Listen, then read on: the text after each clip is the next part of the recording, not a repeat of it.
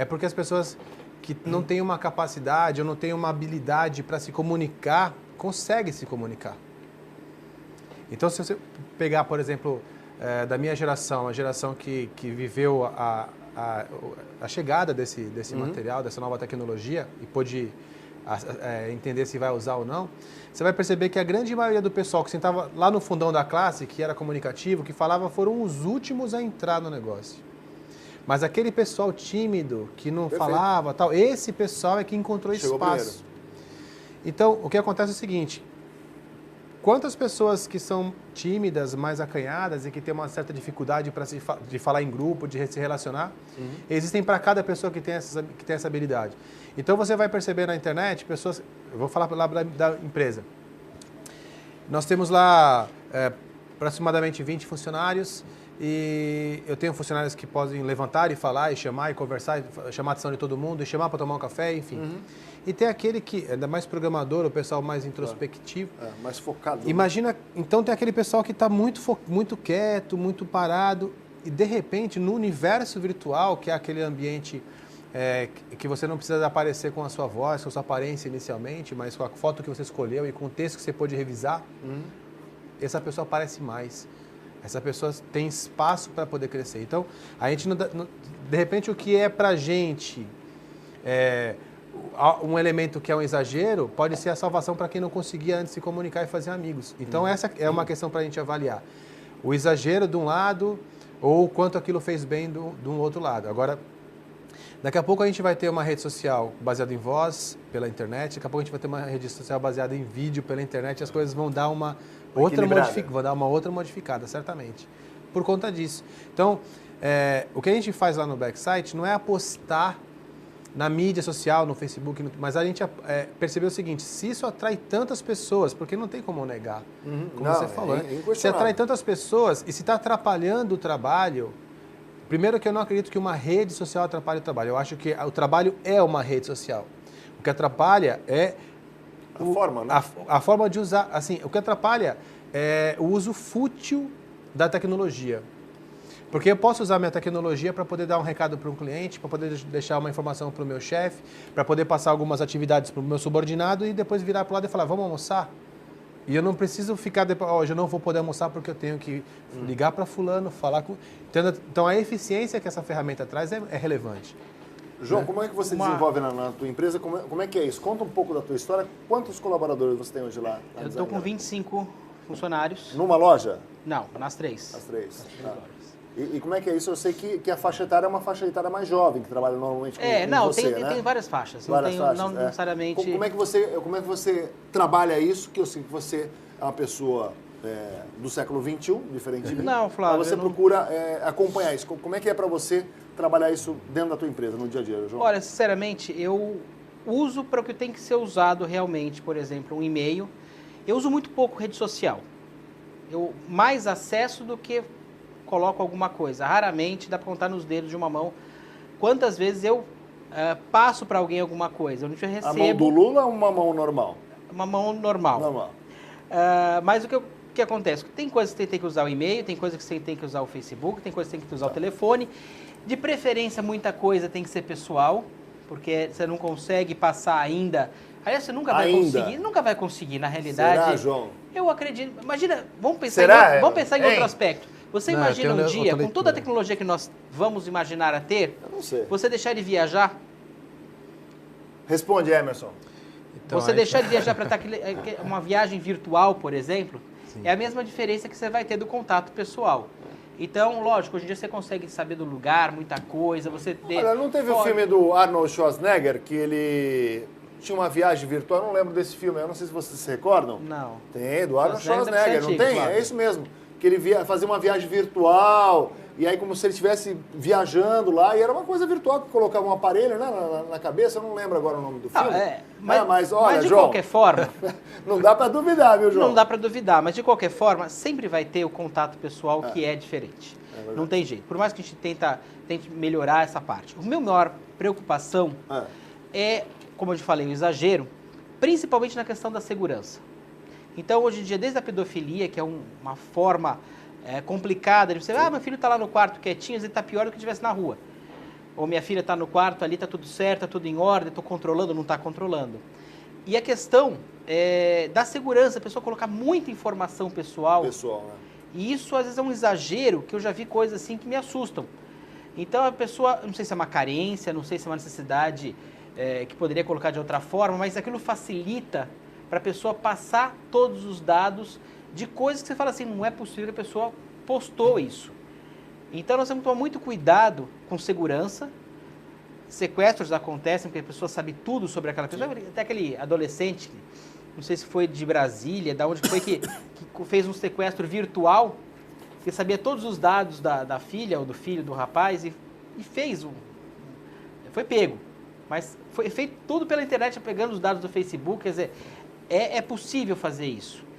Mas toda ferramenta que nós temos, falar, telefone é bom ou é ruim? Pode ser bom, pode ser ruim. Empregabilidade, né? Um carro pode ser bom ou pode ser ruim. Uma arma, que é uma coisa que muita gente acha que só é ruim, tem o lado bom dela e tem o lado ruim dela. Sim. Então, a gente tem que tomar cuidado com isso. Porque, primeiro que nada substitui o contato pessoal. Eu acho que é muito diferente. Você pode ter uma loja virtual, por exemplo, no caso, vai facilitar? Muito facilita. Você consegue fazer uma série de coisas? Consegue. Mas você sempre vai ter necessidade do contato da pessoa. É muito comum a gente falar, que as pessoas falam assim, olha, eu não vou comprar tal produto pela internet, eu quero ver, eu quero pegar, eu quero sentir, eu quero ver como é que é realmente, porque ele está muito frio, está muito distante. Eu quero uma coisa mais próxima. A gente vai falar, não, é mais prático fazer de outra forma. Como é que você conduz a tua empresa nesse sentido? O pessoal está aberto acesso à internet, a Facebook, a e-mail, como é que é isso? Eu não tenho restrição. Não tem restrição. Não tenho restrição. Você deixa a conscientização por parte de cada colaborador. Mesmo porque a gente não dá nem tempo de fazer exatamente, ter muito acesso a isso. Não faço restrição, mas não há realmente um exagero, porque todo mundo tem que ter a responsabilidade de saber o que está fazendo. Quando há exagero, tem que ser... Pode ter o exagero de conversa pessoal, claro. Pode ter o exagero de conversa por telefone, pode ter o exagero de várias formas. É verdade. Até o cafezinho lá, seu exagero. Sim. Emerson, está correto a condução do Tá João? Tá correto sim. A gente, bom, vou falar assim, como que eu cuido desse assunto.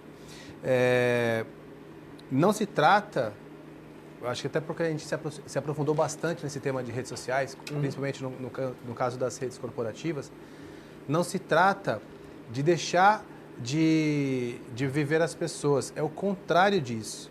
Porque, por exemplo, há 4 anos atrás, 5 anos atrás, se falava muito em tecnologia da informação. O que a gente entende que agora a tecnologia ela é do relacionamento.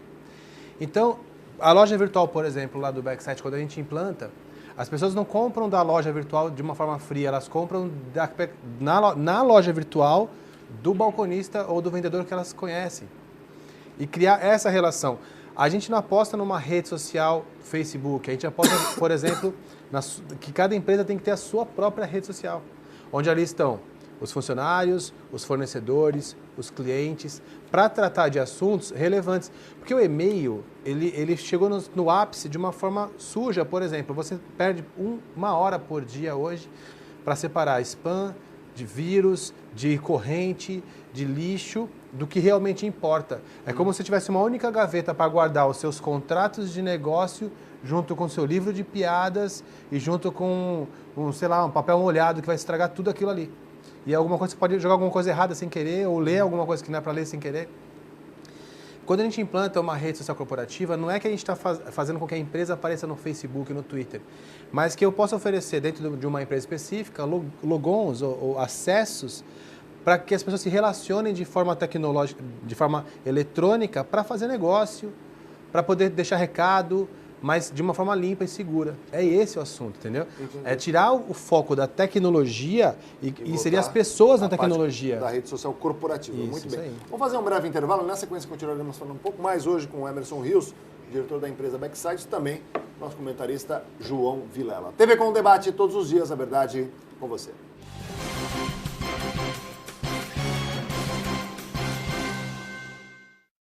Frente pra praia, a vista é tão linda, dá gosto de ver. É o uma picanha que passa, um bombom de alcatra chamando você. Lá vem costelinha, lombinho, fraldinha, são tantas delícias que dá pra entender. Porque na Tertúlia a praia rima com carne, sabor e prazer. Churrascaria Tertúlia, Bartolomeu de Guzmão 187, Santos.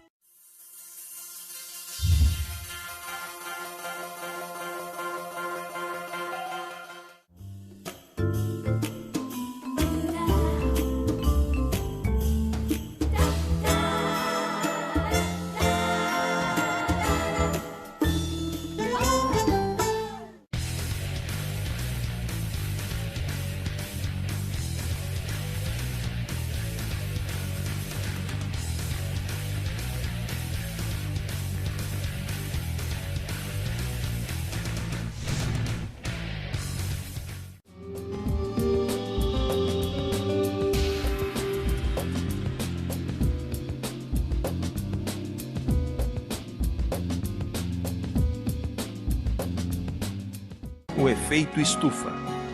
Para entender o efeito estufa, pense em um veículo parado sob a luz do sol com todos os vidros fechados. Os raios chegam ao veículo na forma de radiação solar visível, passam pelos vidros e aquecem o interior do veículo. O calor aí gerado tem dificuldade para sair pelos vidros, aquecendo o interior do veículo.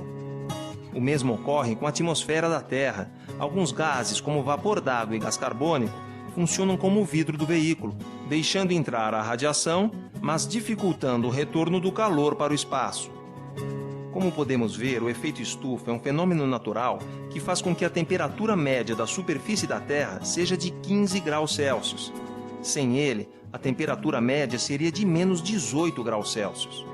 Quando aumenta a concentração de gases estufa na atmosfera, o efeito estufa fica mais intenso e fica mais difícil o calor ir para o espaço. Essa diferença causa o aquecimento da baixa atmosfera, elevando a temperatura média da Terra e causando mudanças climáticas.